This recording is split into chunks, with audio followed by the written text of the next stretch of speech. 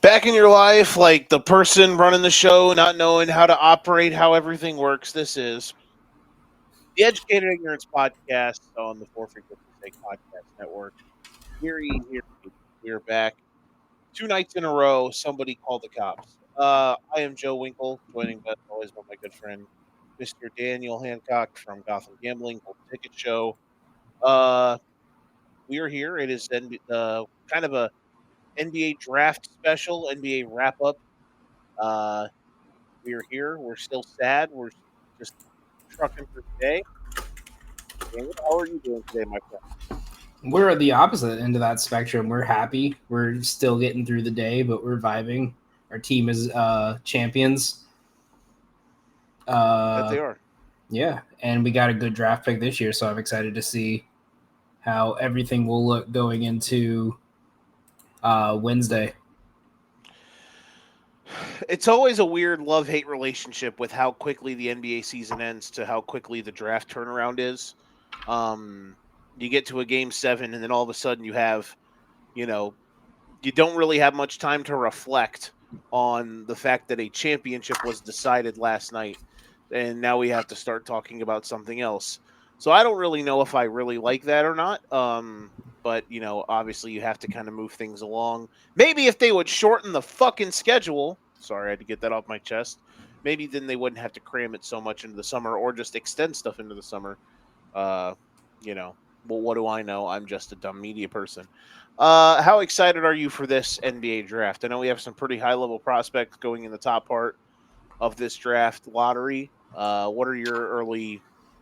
I guess I wouldn't say early, but where are you at right now in the draft process?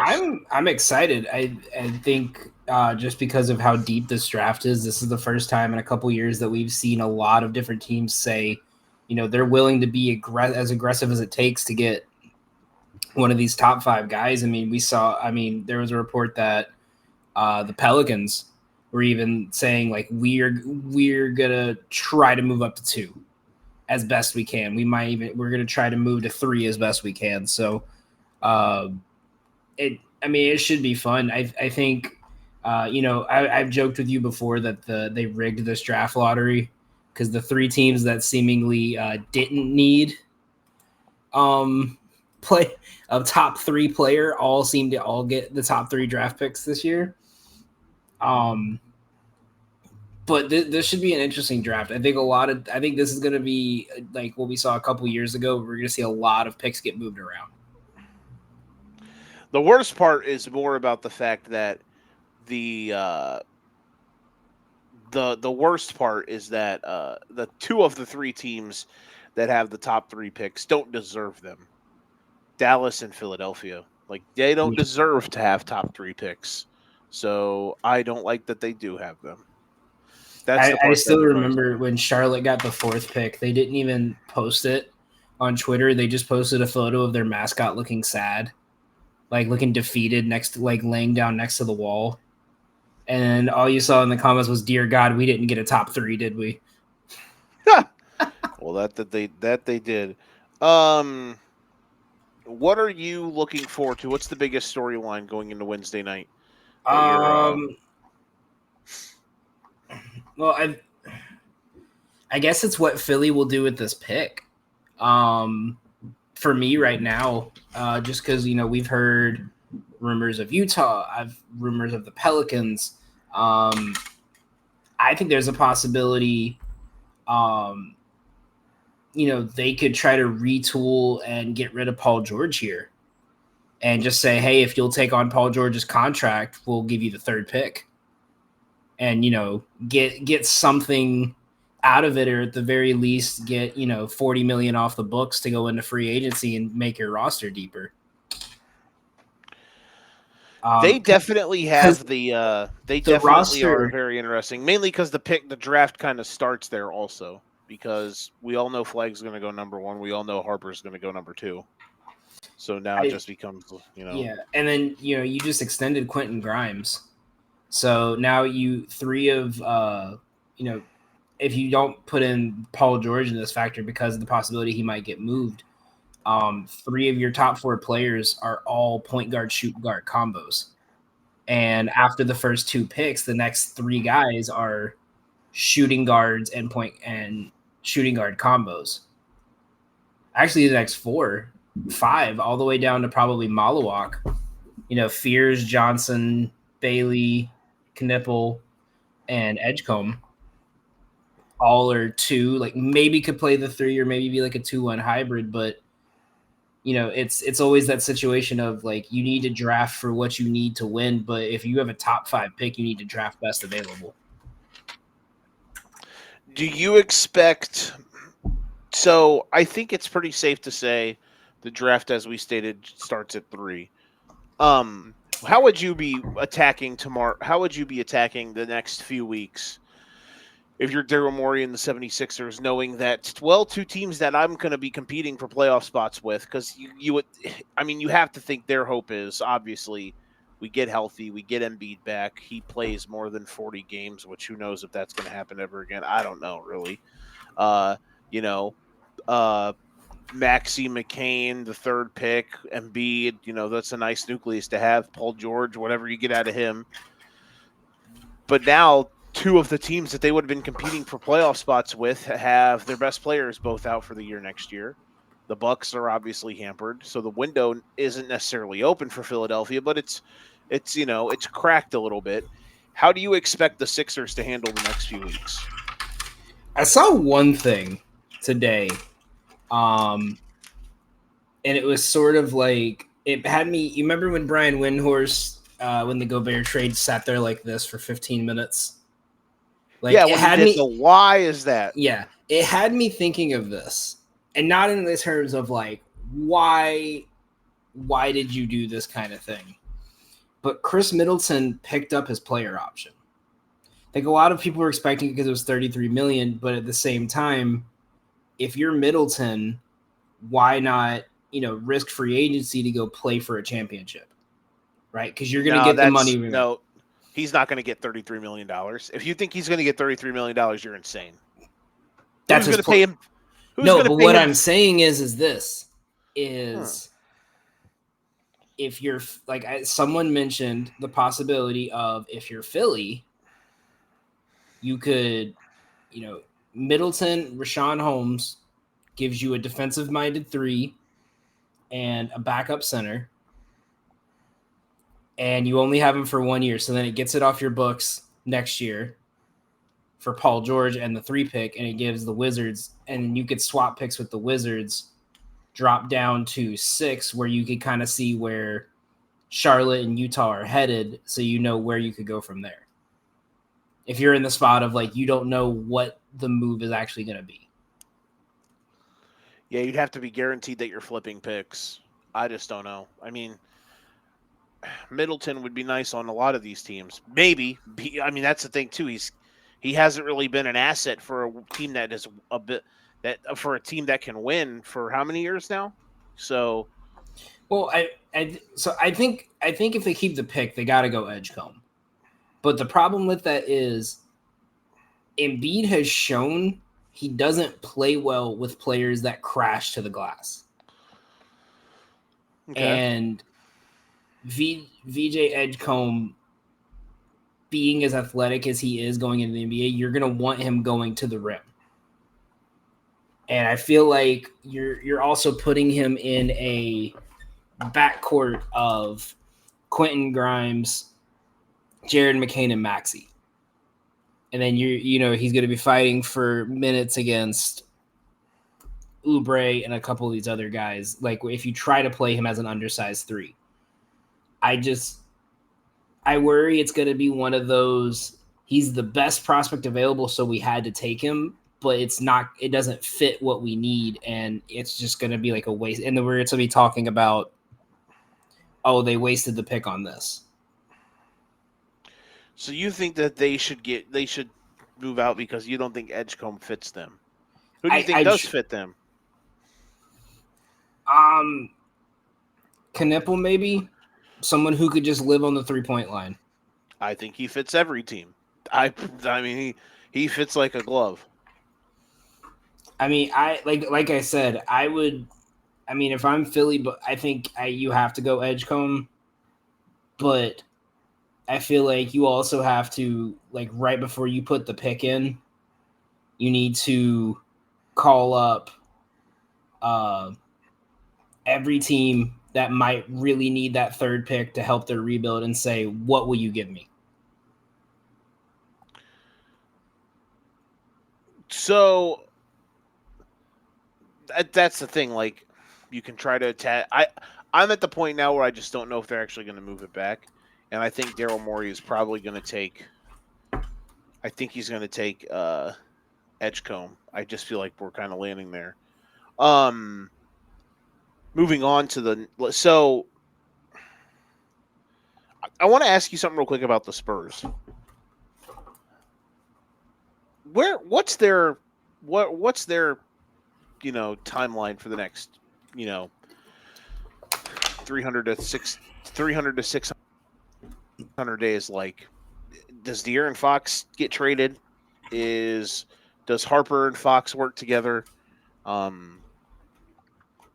good do we actually think Dylan Harper will translate to the league?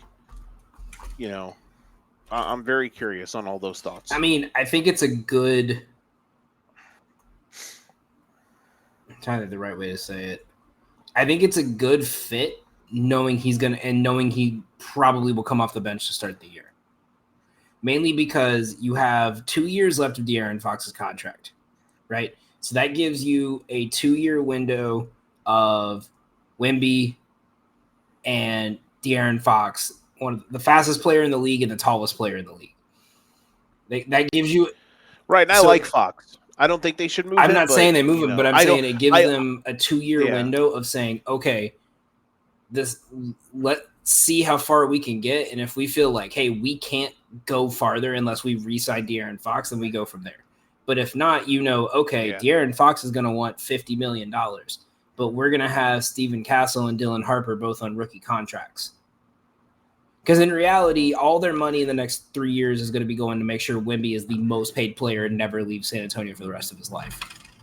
And then they're just going to, minimum, they're going to team option these guys until they can't anymore.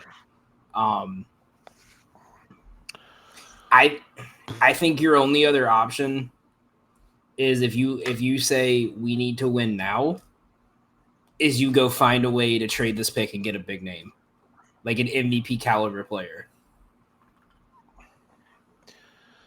Problem is like what picks, who's available for the second pick. Yeah, you know what I mean? That's really it. I was trying to think last night who the next, like middle tier, if we're like, I don't know what we would call Desmond Bane or Mikal Bridges, right? Those are the guys that, I wouldn't call them middle tiered players, but in the top 100, they're middle tiered. And I think I think the guy that I just spilled the beans, but there's a guy that I'm thinking of that could be on the move. That could be the next one of those guys that someone could be like, oh, let's go get this guy because him as our third guy would be incredibly awesome. Go ahead. The guy that keeps screaming to me is Trey Murphy. I also think but you don't trade pick 2 if you're Philly and you say Paul George 3 pick, give us the 8th and a future first rounder and Trey Murphy, or even just Trey Murphy and their 8th pick. Shit, I'd do pick 3 and Paul George for Trey Murphy probably. No, that's what I'm saying, because then you have a better contract. It's still a long-term contract. You still get a top 10 pick, so you can go down and you can see what's available. Awesome. I always put players in. It's superstar, all NBA, all-star, high level, rotation, possible starter, and then bench warmer or G League development player. That's fair. I think if you're willing to give up the 2, you have to get at least an all NBA level player or an all-star level player, and you got to get like 2 picks back for it. So which brings me to this point. If you're Utah and San Antonio says, we'll give you the 2 for Markkanen and like a future first and a future second, are you saying yes? Knowing how Danny Ainge just loves to stockpile these picks and his extreme withholding of trying to get rid of like trying to trade Markkanen, because everyone's been asking about him and he's refused everything. I just don't think the Spurs are going to move to it. That's the one that I am expecting them to not move. I am very intrigued to see what they look like next year, and I think they'll be good. When you're looking at like what's next here in the draft, what do we at pick 4? If I'm Charlotte, I'm taking Conconnepple. I just think that he would be the perfect fit for them.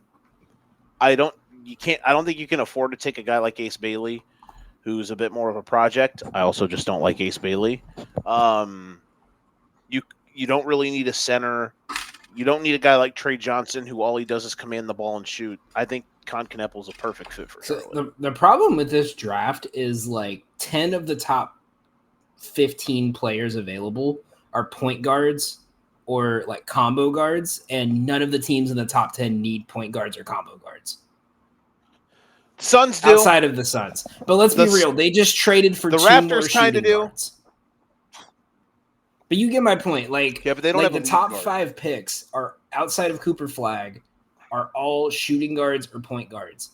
Every one of those teams in the top 5 is loaded with shooting guards and point guards.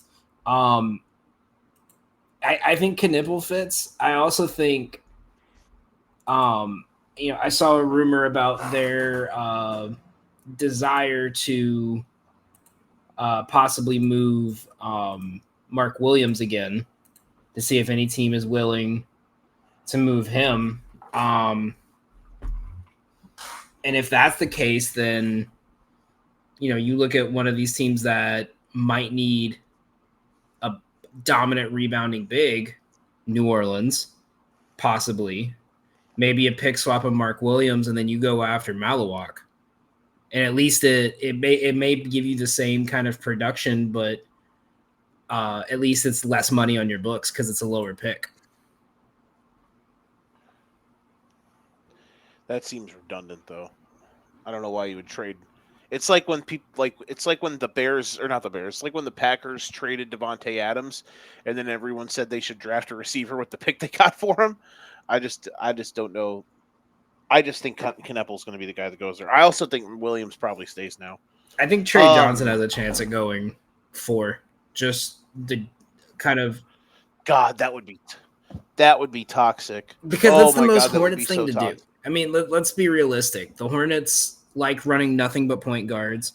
Not to mention the fact that Trey Mann, their best 6-man, their 6-man from last year, is coming back from injury. Bro, that'd be 3 guys that you would be possibly starting. It's like all of these guys, what are they good at? Having the ball and shooting the ball. Yeah. Do they do a lot of other things? Well, probably not. Well, I would like Trey Johnson on the Sixers as like a microwave guy. Yeah, I think because he would know. The problem with Trey Johnson is he's going to go to one of these teams. And listen, I like Trey Johnson. I like him more than Ace Bailey. He's going to go to a team like the Jazz or the Six or the Wizards, and he's going to be like, "Hey guys, this is my team. Get out of my way. Like, I got this." And just don't know if that's feasibly possible. I just don't think he's that guy. He fills it up. He can fill it up. Although I would want to see him probably in Washington.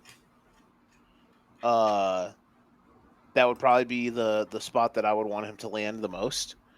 I know him in Poole could be kind of toxic as well, but him in Charlotte would be very toxic. Well, or Ace Bailey in Charlotte, honestly. Ace Bailey in Charlotte would be hilarious. I think Ace drops to by 8 all means. At the very least. I think they've handled this so poorly that there's not a single team that's in the top 7 that's going to say, okay, we're going to take you and make you realize what the real world of the NBA is. I don't think any teams, you go from a potential number 1 prospect this year to teams. You're sitting here 2 days before the draft and teams are saying, oh, you've handled this more poorly than any player who's ever come through the draft. The only team that I can see in the top 7 before Brooklyn, because apparently that's where he wants to go. The only team that I can see out of that group taking him is Utah, because Danny Ainge loves pedigree, and Ace Bailey kind of fits that player the player style, player mold that he would like to draft. So yeah, we'll see. he seems to like two things, and it's either point guards that can play the 3 in a pinch, and tall players that can play 2 through 4. Mm-hmm. You mentioned Malawach, and I'm all in on him. You could tell me that he's the 3rd best player in this draft, and I would agree with you probably. Like, I would believe it. Though I'm starting to like Knipple a bit more than him. He's really good. Now, you just have to hope that he doesn't have to play the Houston Cougars in the NBA. You're just following the propaganda of Duke white boys.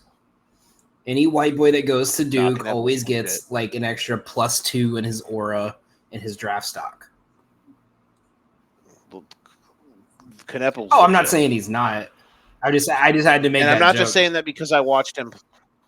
I'm not just saying that because I called the game of his life. But his junior year. So where are we at? 5, Utah? I'm kind of bouncing around to players right now because I was mentioning Malawach, and like I could see him going anywhere from 4 to wherever, because like I think he's worth it. I think he's a guy that you look at him and you're just like, yep, that works in the NBA.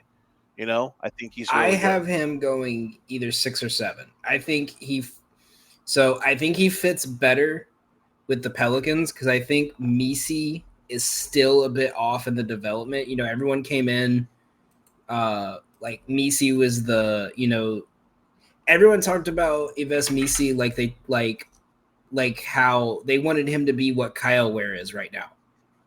You know what I mean? Like someone who plays his role and has done well in the role he was expected to do. I still think he might be a year off. I don't know what it is, but like maybe it's having Zion in the paint with him constantly, or Valanciunas was in the paint with him so much. But I think if you're going to have this many 3-point shooters on your perimeter around Zion and DeJounte, then I think you need someone who's just going to go in there and snatch every single board possible. And I think Malawach goes there. But also, I'm really curious because I think it would be – I don't think they're going to do it because Washington's at this point where – you know how every team seems to get to the point where it's like we're just going to constantly draft guys who could play 2 through 4? Like who could be like a big lineup 2 or a small lineup 4, and then we figure out who fits. I think if Washington plays Sarr at the 4 and gets and goes out and gets Malawach, I think that would be a great fit. Because when they got what's his name from Sacramento, Rashawn Holmes, and they were playing him a lot at the 5 after the Valanciunas trade. They played a lot of Sarr at the 4, and when he was at the 4, he felt better about stretching the floor. He felt better getting to the paint, you know, because he's not getting guarded by a 7-footer that's more physical than him. He had the ability to be more skilled, and then that sets your lineup at Bub Carrington, Jordan Poole, Coulibaly, Sarr, and Malawach. And then you could rotate that however you want because you have the guys off the bench to rotate in and out with Kispert, Bay, Champagny. Like I told you last night, and even Middleton. Like I'm kind of big on the Wizards. I think they're gonna go through in the 6th, and I think they have the 18th right now from Memphis, which I think is also why Memphis was like wanting that first pick from Orlando this year. But I wouldn't, like I said, I wouldn't be surprised if one of these teams like Minnesota or maybe not Boston, like Minnesota or the Clippers or someone just gives up a late round first or a second rounder for Marcus Smart.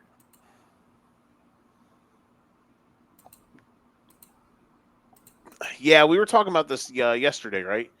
You brought Yeah. Smart up. Man, maybe. I just don't know if he's worth a. I just don't know if he's worth a. I mean, we'll see. He could be. There's some championship team maybe out there thinking that he's worth something. I think some young team that made a big playoff run, like some team that maybe needs just like the James Johnson, if you will, like someone who needs that is probably will be willing to take a late round first pick on him, or so someone who's willing to go out there and get ejected immediately. Essentially, yeah, someone who, if your defense is struggling, is going to go in there and just over the top physical to show them that what needs to be done. And I'm sure like you probably have to get a pick back in return, but like I said, I think this is the window the Wizards need to move out of we're fighting for 15th to like, hey, we have a shot at the play-in.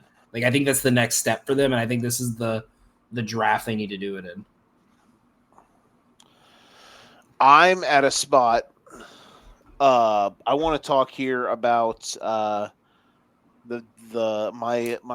Illinois boy, and then the guy who was supposed to go to Illinois but reclassified because of the Illinois boy, and that's Jeremiah Fears and Kasparis Yakuchonis. They're both very different players. Fears is more of a scorer, can't really shoot it. Yakuchonis can score, but he's also got some electrifying playmaking ability. I would love for Yakuchonis to go to Phoenix at 10. I would love for Yakuchonis, like, I'm trying to think here. Like, where else could he land in this area? Like, maybe him on Toronto. I'm not sure how that would look. If he drops to the Thunder, they love point guards. We talked about that yesterday. I do not want that to happen because I do not want him to go get put in hell for the rest of his, if they draft another guard, I'm going to be so pissed because Topic is coming in next year, and that means they're going to have 3 point guards to start. I like him. I think it's a toss-up between him and Fears at 8. I think he has a better game because they have a lot of catch and shoot guys. Also, the rumor that the Nets are willing to take on a big contract to move up if need be. So, you're looking at Sixers, Hornets maybe. But I think him and Claxton are going to do good together. I think him and Cam Johnson either of them and Cam Johnson are a good fit. It's just that weird middle ground for the Nets where they have like 7 or 8 guys who are like a year away from just being NBA bench players or G League players. Mm-hmm. And you have to just figure out what you're going to do with this entire team, because right now their offense is Cam Thomas gets the ball and shoots, and everyone else stands there and looks pretty. It is a sight to so ISO heavy. You don't see any. You can't see any Yakuchonis to Zion lobs in your future. No, I think you gave up that much for DeJounte Murray. You got to commit to it.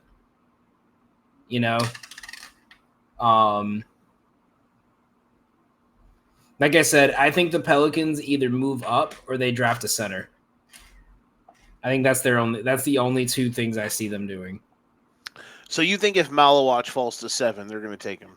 Yes. Okay. Because the Nets, I don't think the Nets would draft Malawach because they just gave Nick Claxton $20 million. Why are you drafting another center? The Raptor, I could see him falling to the Raptors as like if something that we don't know about, because Pirtle's in the last year of his deal, and then you could just replace Pirtle with a more physical version of Pirtle and try to do a sign and trade and get something back for it. Who? Go ahead. The thing is this draft is so guard heavy, and in reality, there's only one center. In reality, that's a top 10 level player that could potentially move anywhere from 3 210, and that's Malawak. And you just got to look at which team says, okay, we need a big man. Like we can miss out on guards this year, but we need a big man. All right. Want to play some rapid fire? I don't know how much I got left in me, but I got some stuff here that I'm ready to throw at you. Okay. So I want to play some rapid fire, all right? 60 seconds or less for each of these answers. First off, favorite non-Flag or Harper player in the draft, unless you like someone more than Harper, obviously. But like favorite non-Flag or Harper player in the draft, like who like you're like the guy you're like this guy's gonna be legit, no bones about it. He's awesome. And like who they're going to, or just who I like? In general, just the player. I'm going to say Derek Queen because he's really been kind of interesting to me. Wow. Okay. He was going to be the topic of my second topic. But the guy I like the most outside of those two is Kneppel. It's a really close matchup between him and Malawach. Yeah, I just wanted to give love to a player we didn't talk about yet. Well, I will start this one then. Derek Queen is the answer to me for the category of my favorite player that I just have no idea if he will work or not, and that's Derek Queen. I love the player. His skill set's incredible. I just don't know if he actually will work in the NBA. And he might go top 10. So brace yourself. I really wish he would have stayed for another year in college. I think he would have been the best player in college basketball next year. I think can't have everything you want. My ceiling for him is 9 to the Raptors. My floor is like 18 to the Wizards. But I think he's going to Atlanta. I think you remember I said I think they need that guy who could be Onyeka Okongwu but off the bench for a year or two. I think it's him. He just isn't athletic enough, man. Like that's the thing that worries me. Like he could be like his game is like if it's like he is Zach Randolph coded. Could Zach Randolph, not that he couldn't play in today's NBA, but like can that type of player work though in 2026? You know what I mean? I think you're right, but I just like I'm looking at this and I don't think he goes. We could see a surprise and he goes at 8, but I'm looking at. I think the top 7 is kind of a general consensus of who's going where. Every team left in the next in the lottery that could use a bigger person all plays fast, and that's why I said he could potentially drop really low because of that fact. Because you got to look at, this guy's lacking athleticism. Well, we're Chicago. We play full court sprint for 48 minutes. We're Atlanta. We play full court sprint. We're the Spurs. We play full court sprint. I just think I just think he needs to go to a team that does not care about defense, and that is the Atlanta Hawks. Because why care about defense when you have Dyson Daniels and Onyeka Okongwu? Right. That's why I think he fits in. I think they'll find a way to use him in like pick and pop or pick and roll with Trey. Mm-hmm. Oh, I like it. 60 seconds or less then to the question that I just had. Player you like the most, but you just can't find a way that he actually works.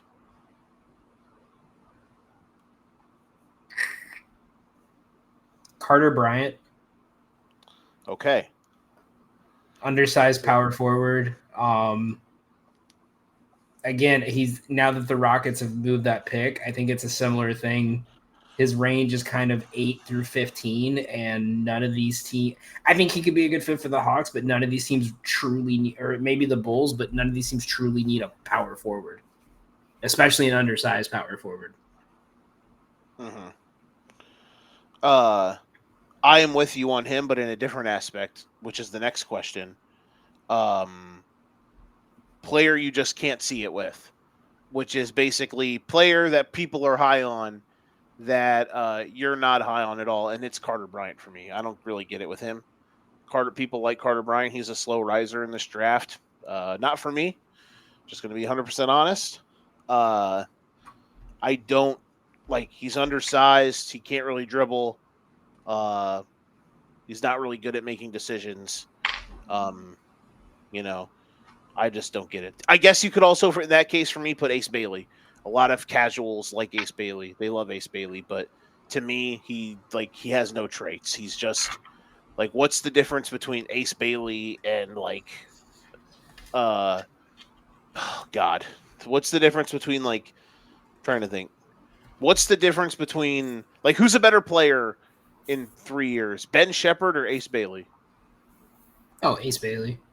Are we sure? What's Ben Ace Shepherd Bailey stuck do? behind all those players on the Pacers. No, Yeah, I that's just the thing think, I'm saying. What does Ace I just Bailey think do? his athleticism enough. I think they're gonna find a place for him. I'm willing to be wrong on him, but yeah. Who's the guy that you like? Or so who's your Carter Bryant for me?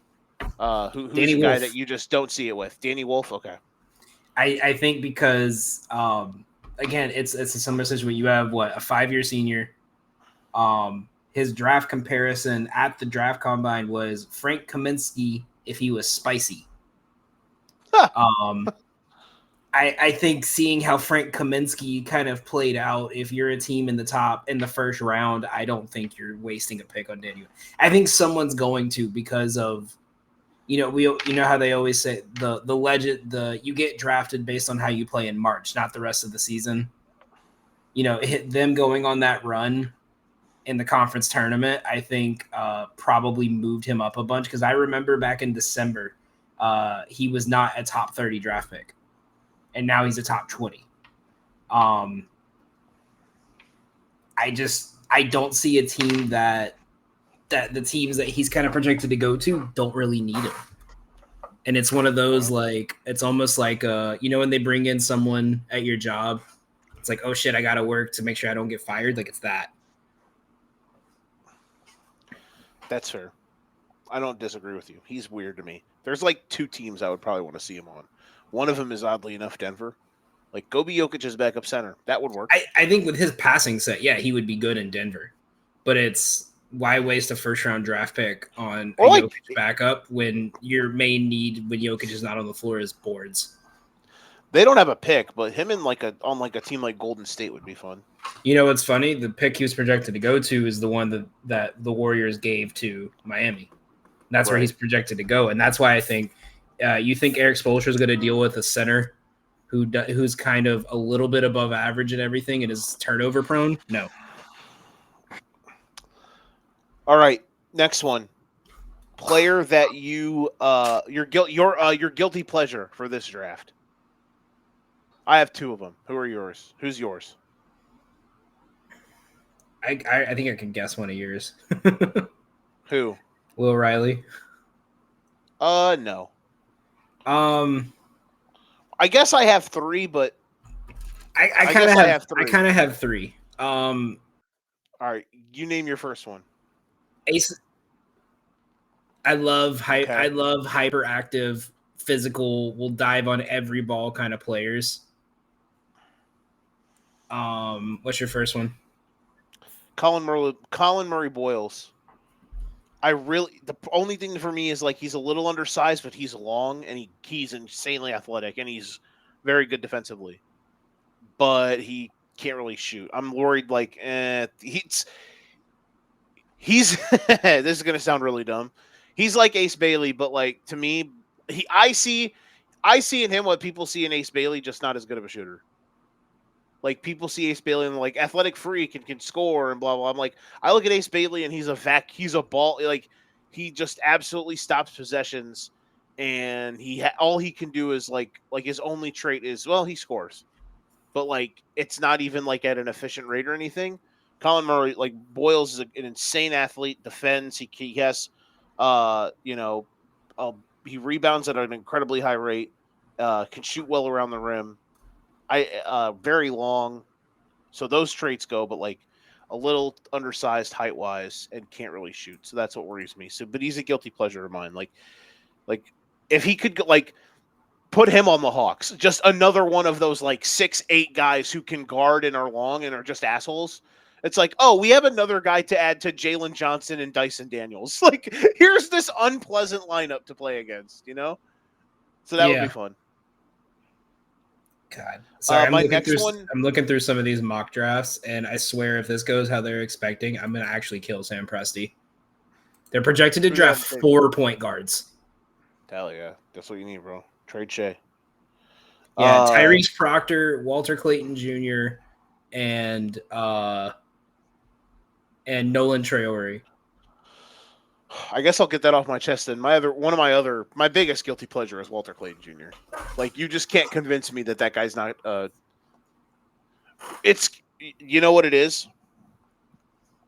I don't know. On Tankathon, he's projected to go to the Magic. I would cry. I would shed tears. If that happens. He's going to go late in the first round, and then he is going to be in a playoff series in 2 years. And he's going to have like an 8-minute stretch like McConnell had in the finals, but instead of like 8-foot jumpers, he's just bombing 30-footers. And we're all going to be sitting there like, what the fuck, bro? We missed it again. Like, it was literally right in front of us. But nope, we got to listen to the fact that, he's old and he transferred and woota-woota. Nope. Sometimes a guy's good and he's just really good.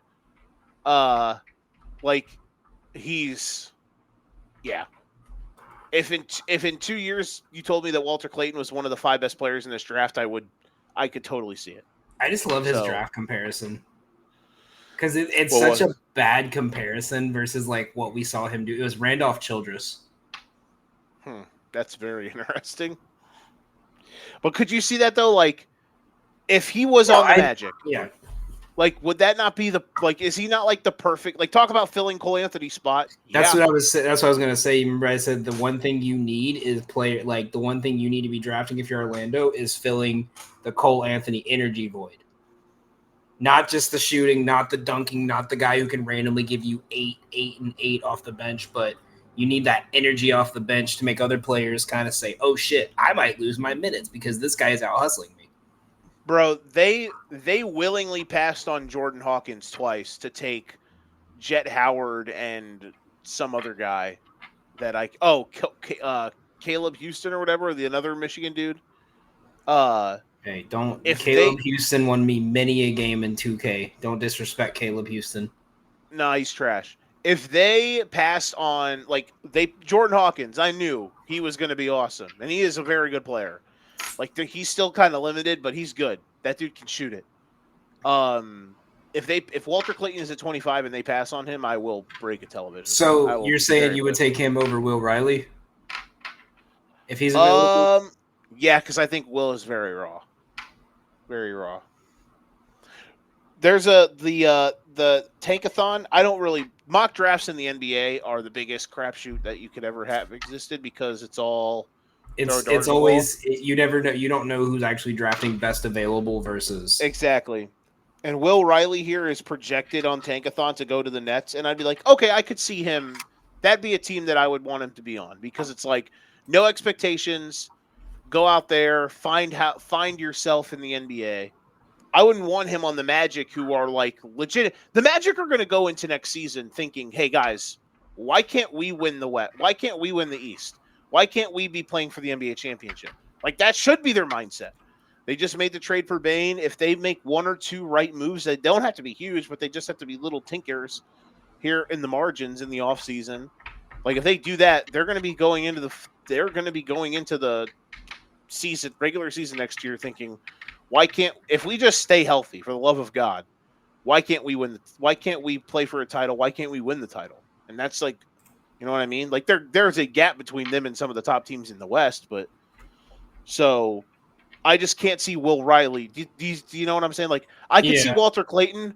Walter Clayton could play 12 minutes to 15 minutes a game on the Magic next year in round 2 if they need him. You know what I'm saying? If they're in the conference finals next year against the Knicks, I could see Walter Clayton having to be like their 8th guy off the bench. Will Riley, I don't think he'd be ready. He's going to have – I can already see it. In the playoffs, Magic versus Knicks, Walter Clayton's going to go crazy. And then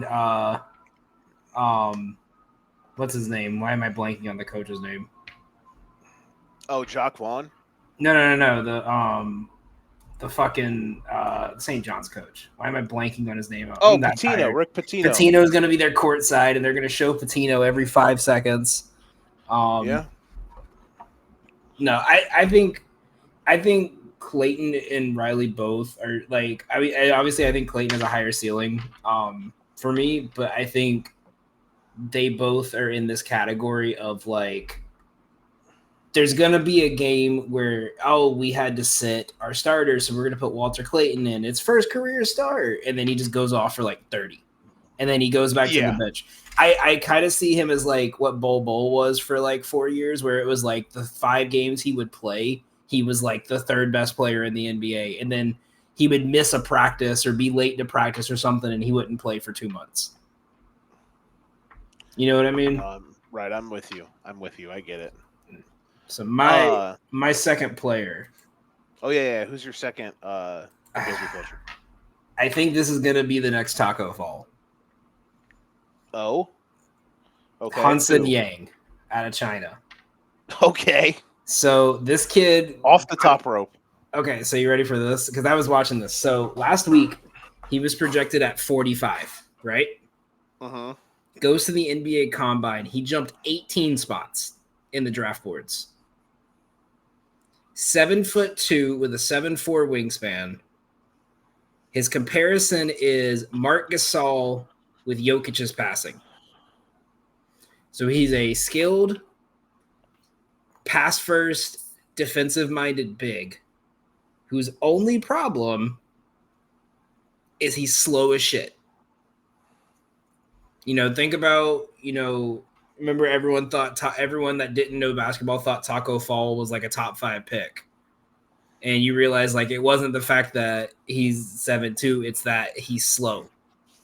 And I would love to see him go to the Celtics, but given their fast pace, like, could you imagine you put out Porzingis and then a 7'2" defensive minded shot blocker, and you have Luke Cornett on the bench behind that? Yeah. I mean, hey, you got to try some things.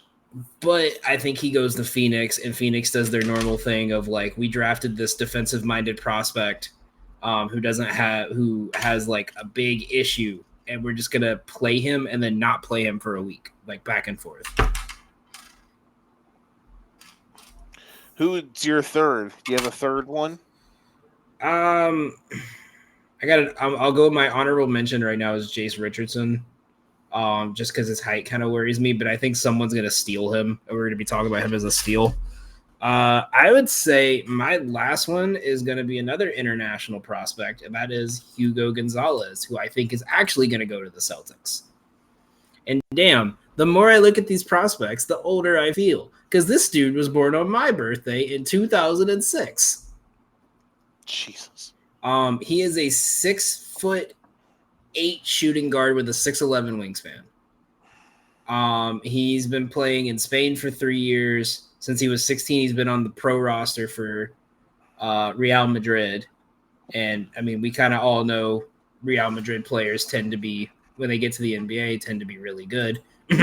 Luka. He's a big spark plug off the bench.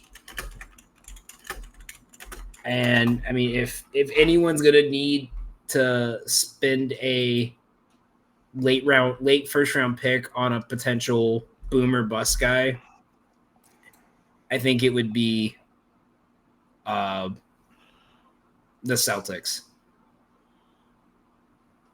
I'm looking at his stats right now.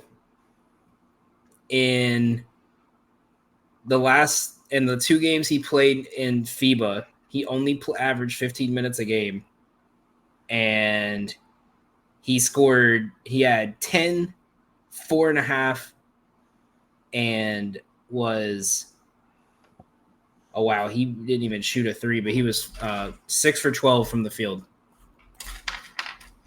So he's good. I think he's gonna be really good. I'm trying to find his Real Madrid stats. Basketball Real GM, come help me out. Yeah, he was like the last man on the bench because they were using him as a prospect, knowing he was going to go to the draft. His per 36-minute stats, the if he starts games kind of thing, was 29, 6, and 5 a game. So I think he's raw, but he's a top 5 shooting guard in this draft. I think someone's going to take a risk, and it's going to be very Alex Abrines like. Like he's going to have good games, bad games, but I think it's worth the risk. I have a soft spot for international players, though, because no one ever watches them. But me. Hey, man, that's why you should watch a lot of Illinois basketball this year, is because it's just hella international dudes. Dude, honestly, it's so funny because, I try to watch as much college basketball. Obviously, working 3 to midnight doesn't help.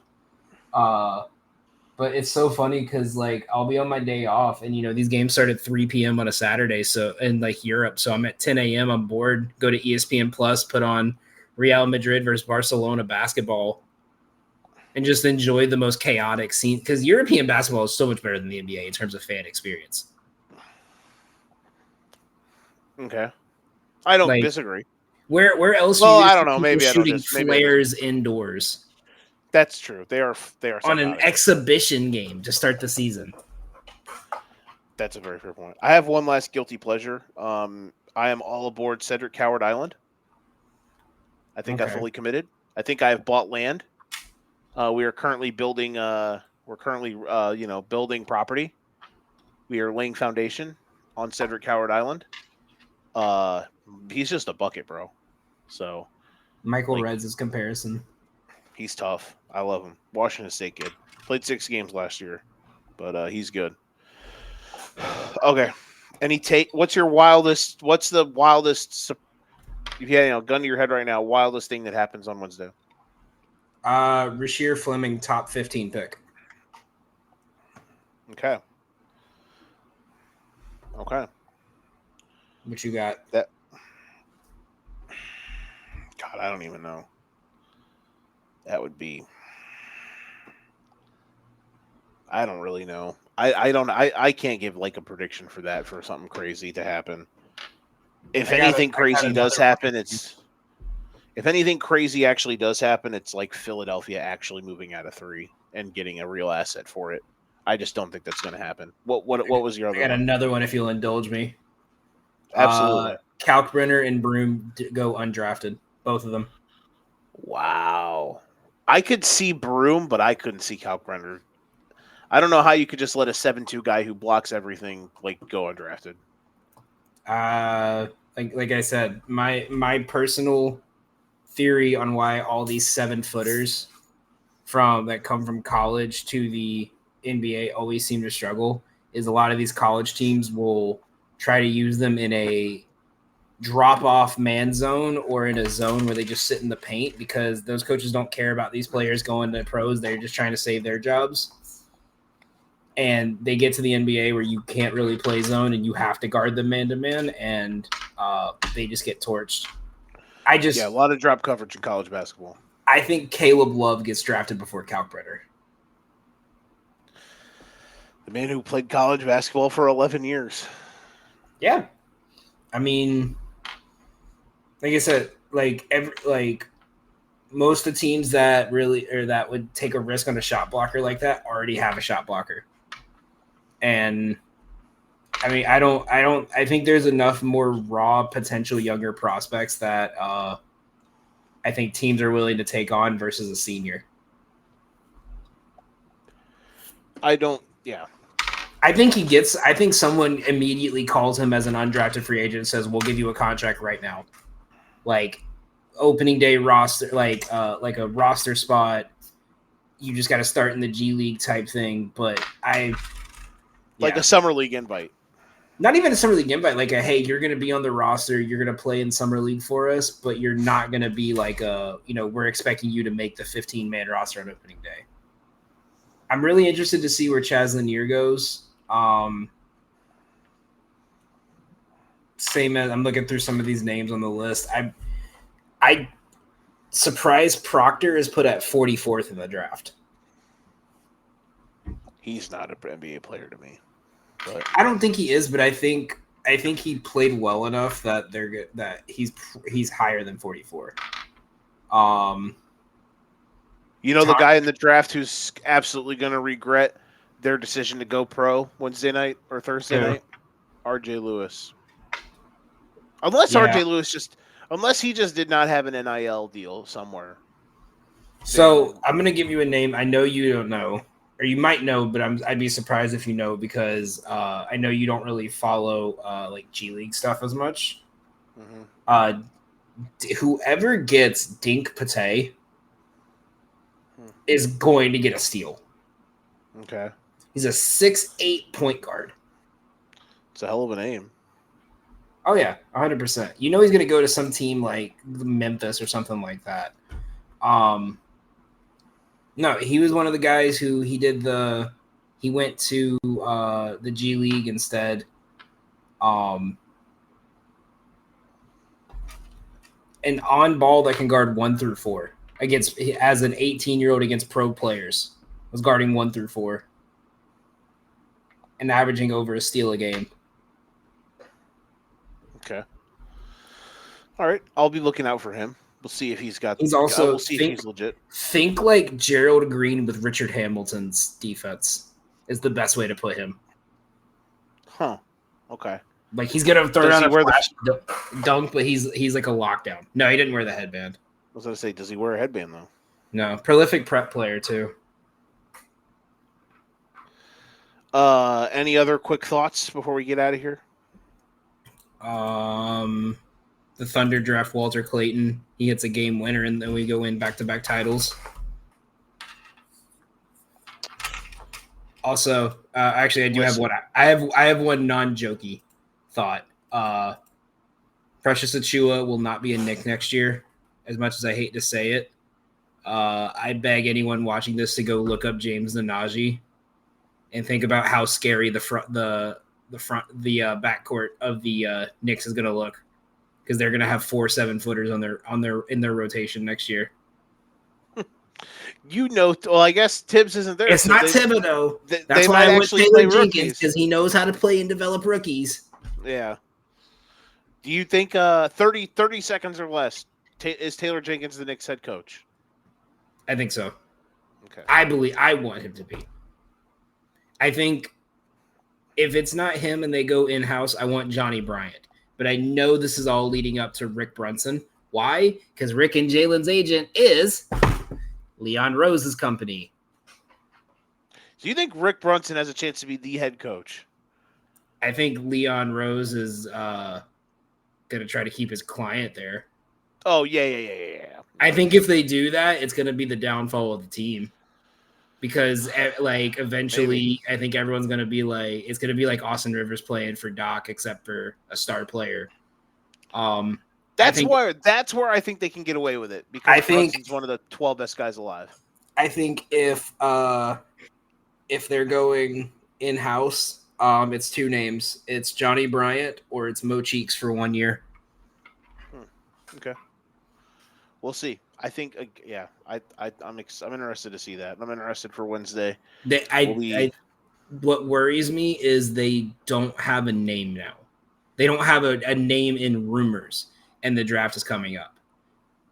Because that is a bit unfortunate. That's the thing, because I think that's what they're trying to see. Like, okay, Leon Rose has put his roster together. Now, which of you coaches can deal with this roster? All right. We did good. We actually made it to an hour. I didn't think we were going to. I ranted. You did. I am sorry if I was dead. You carried us. I am just very unalived right now, but that's fine. Just staring at this laundry that I have to do tonight, and I'm ready to just die, so it's okay. All right. We got a lot of cool things that we're going to be rocking out here over the next, we're going to slowly start to ease into things. Danny, tell them about the Substack. Our boy Don Corleone was out there throwing some ACC football previews out on the Substack today. Absolutely. So make sure you guys follow us on Substack for frequency's sake. Not only can you get all of our podcast episodes from Card Subject to Change, Green, White, Checkered Podcast, our new show, College Juice, for fantasy sake, Sunday show during the NFL season, all of Joe's shows, and Educated Ignorance and Bear Down, or Burdened by the Bear. I still think Bear Down's a better name, but and of course the Golden Ticket Show. We're going to start putting more stuff for not only my page in Gotham, but the Golden Ticket Show page. If you follow us enough, you know our chaotic degenerate Don has been spending the last 3 weeks deep diving every single college football team in FBS. He's doing a breakdown and a prediction for each team with betting odds. He's done 5 teams, I believe, so far in the ACC. So make sure we're going to be posting them on Twitter, Instagram, TikTok, but make sure you guys check them out. Make sure you subscribe on Substack because you get an email notification whenever we post and get everything out. Joe has joined the Gotham Gambling family starting for the football season. Will be helping us with some content there. We're going to have our futures out, our rankings for fantasy, and just general rankings for NFL. I'm sure we'll probably do a draft grade for NBA. And we're going to start posting sometime in the next week or two when I can get back on the horse of it, starting to do our best bets gambling each day are going to be on there. So make sure, like I said, make sure you guys subscribe on Twitter, Facebook. Make sure you go follow us on Substack and get everything emailed directly to you. Yeah, it'll be really great when we can get that blue check mark back. Yeah. No pressure. All right. Well, sir, you call my job and tell them to advance my check.